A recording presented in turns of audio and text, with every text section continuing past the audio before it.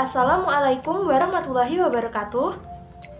Hai teman-teman semua, perkenalkan nama saya Firhan Nursulfani dari Prodi Pendidikan Biologi Fakultas Keguruan dan Ilmu Pendidikan Universitas Jember, NIM 18021003114.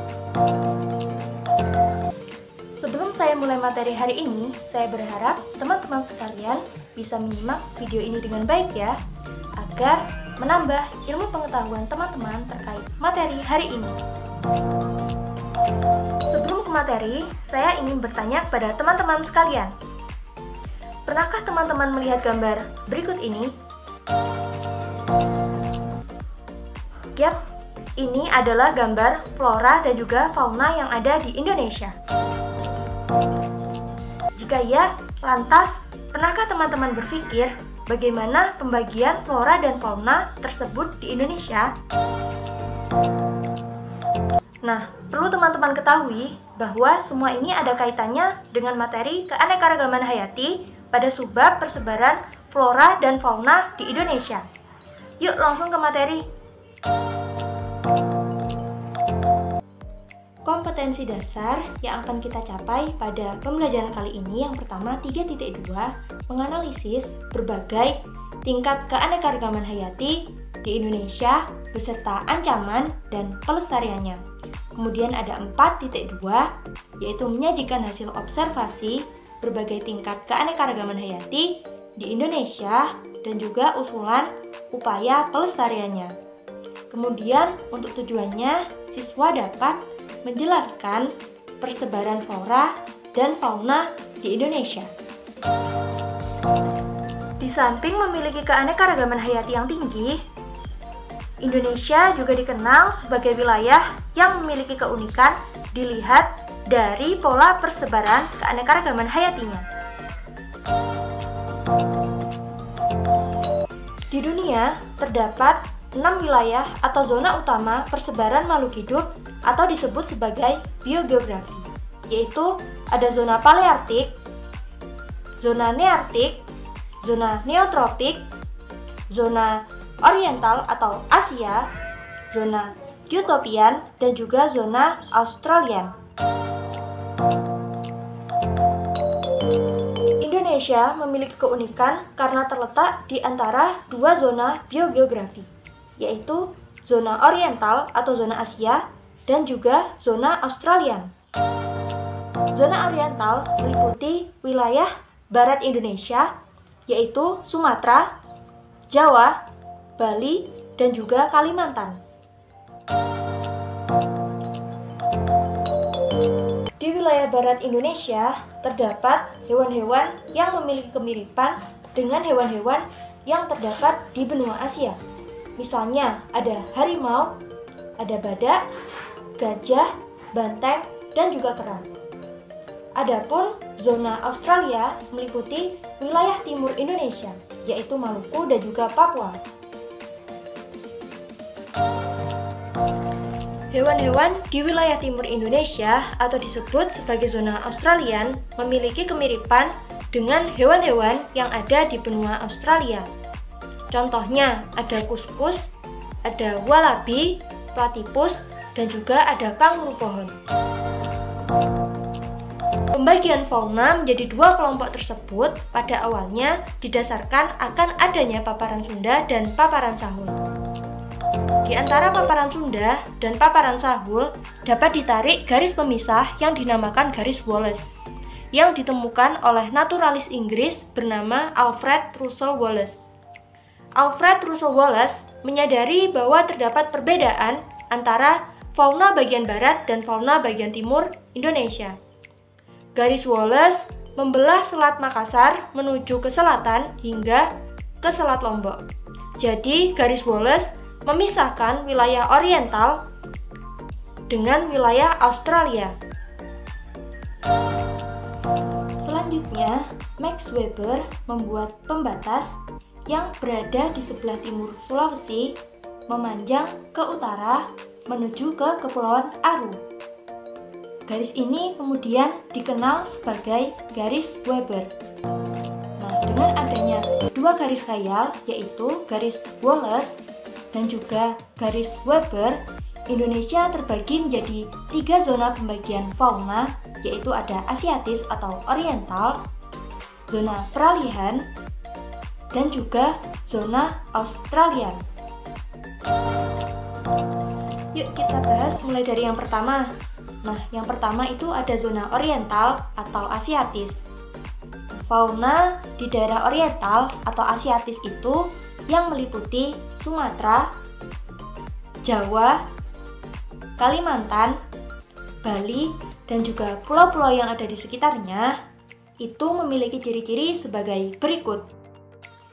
Pertama, ada banyak spesies mamalia berukuran besar seperti badak bercula 1 yang berasal dari Jawa, badak bercula 2 yang berasal dari Sumatera, ada gajah, banteng, dan juga harimau. Untuk yang kedua, terdapat berbagai macam jenis kera, terutama di Kalimantan yang paling banyak memiliki primata. Misalnya, di sana ada orangutan dan juga bekantan. Untuk ciri yang ketiga yaitu di sana banyak burung-burung yang bersuara merdu. Tetapi warnanya tak seindah burung yang berada di zona Australia. Misalnya, ada jalak Bali, burung enggang atau rangkong, burung parkit, dan juga ada burung beo. Kemudian di Oriental itu tidak ada yang namanya binatang berkantung. Selanjutnya untuk flora yang ada di zona Oriental itu memiliki ciri-ciri. Flora di zona Oriental itu yang pertama mirip dengan tumbuhan Asia. Contohnya ada jenis meranti-merantian, berbagai jenis rotan, dan berbagai jenis nangka. Hutan hujan tropis terdapat di bagian tengah dan barat Pulau Sumatera, serta sebagian besar di wilayah Kalimantan. Hal ini itu disebabkan sejarah geologi bahwa dulu itu dataran Sunda bergabung dengan benua Asia. Nah, kemudian untuk ciri selanjutnya, di dataran Sunda itu banyak dijumpai tumbuhan endemik. Tumbuhan endemik itu adalah tumbuhan yang hanya terdapat di tempat tertentu dengan batas wilayah yang relatif sempit dan tidak terdapat di wilayah lainnya. Misalnya ada bunga Rafflesia arnoldi yang hanya ada di perbatasan Bengkulu, Jambi, dan Sumatera Selatan. Kemudian contoh yang lainnya ada anggrek tin Suharto yang tumbuh di Tapanuli, Sumatera Utara. Oke, yuk kita lanjut ke zona yang kedua. Yang kedua itu ada zona peralihan. Nah, fauna tipe peralihan itu mencakup fauna yang berada di wilayah Sulawesi dan Kepulauan Nusa Tenggara bagian tengah. Berikut ini terdapat berbagai ciri-ciri fauna peralihan yang terdiri atas pertama itu hewannya endemik atau hewan yang hanya ada di Indonesia. Mirip dengan tipe Asia, Australia. Kemudian terdapat hewan langka dan terdapat sisa hewan purba yang mampu bertahan. Misalnya itu adalah komodo. Hewan-hewan daerah peralihan antara lain ada babi rusa. Kemudian ada kuskus, ada anoa, komodo, dan juga burung maleo. Untuk floranya, di daerah peralihan itu terpengaruh oleh flora di benua Asia dan Australia, sehingga digolongkan sebagai flora daerah peralihan. Sedangkan contoh floranya itu adalah ada pohon cendana dan juga ada pohon ebony. Zona yang terakhir atau zona yang ketiga yaitu zona australis. Fauna Indonesia zona australis yaitu ada Papua, Maluku, dan juga Nusa Tenggara itu memiliki ciri yang sama dengan daerah Australia. Nah, ciri-ciri yang dimilikinya itu adalah sebagai berikut. Pertama, nah di Papua itu, di daerah Australis itu banyak sekali mamalia yang berukuran kecil. Nah, misalnya di Papua terdapat lebih dari 110 spesies mamalia. Misalnya ada kuskus dan juga oposum. Di Papua juga terdapat 27 hewan pengerat atau rodensia dan juga 17 diantaranya merupakan spesies endemik. Kedua, terdapat hewan berkantung. Nah, jadi di Papua itu banyak ditemukan hewan berkantung atau marsupial. Contohnya adalah kanguru. Pada daerah Australis tidak terdapat spesies kera. Kemudian di sana terdapat jenis burung yang ada di Australis itu berwarna indah dan juga beragam. Papua memiliki beragam burung terbanyak dibandingkan pulau-pulau lain di Indonesia, yaitu ada sekitar 320 jenis dan setengah di antaranya itu merupakan spesies endemik. Misalnya ada burung cendrawasih.